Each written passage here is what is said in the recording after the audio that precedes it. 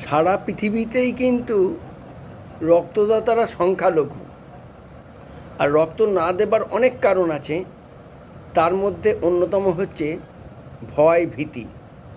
রক্ত দিলে আমার কি হবে, আমার শরীর থেকে রক্ত কমে যাবে, আমি অসুস্থ হয়ে পড়ব, অথবা সূচফোঁটার ব্যথা ইত্যাদি অনেক রকমের।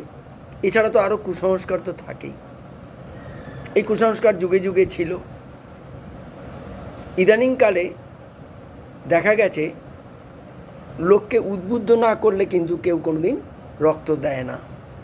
ফ্রান্সেরও সমীক্ষা করা হয়েছিল লোকে রক্ত দেয় না কেন। 64% লোক কিন্তু বলেছিল লোকে ভয়ে রক্ত দেয় না। তাদেরকে যখন ডাইরেক্ট জিজ্ঞাসা করা হয়েছিল আপনি কেন দেন না বা দেননি, মাত্র 9% লোক বলেছিল যে আমি ভয়ে দিইনি।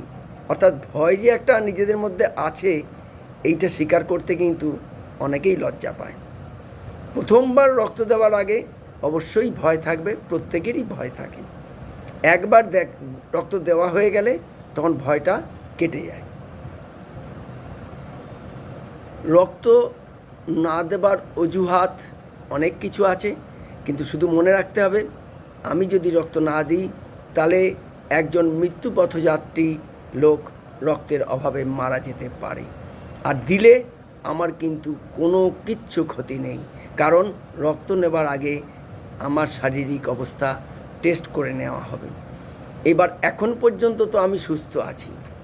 রক্ত দেওয়ার পরে ওই রক্তটা সুস্থ কি না, সঠিক কি না, সেটারও কিন্তু টেস্ট হয় ট্রান্সফিউজ করার আগে, রুগীকে ট্রান্সফিউজ করার আগে।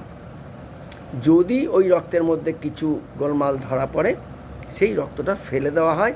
কেন? রোগীর স্বার্থের জন্য, রোগীর জীবন যেন বিপন্ন না হয়। সুতরাং আবারও বলি, রক্ত দেওয়া না দেওয়া আপনার ব্যক্তিগত অধিকার। আমাদের রিকোয়েস্ট, আপনারা অবশ্যই নিকটবর্তী স্বেচ্ছা রক্তদান শিবিরগুলোতে যাবেন, যেখানে গিফট দিয়ে রক্ত নেওয়া হয় না।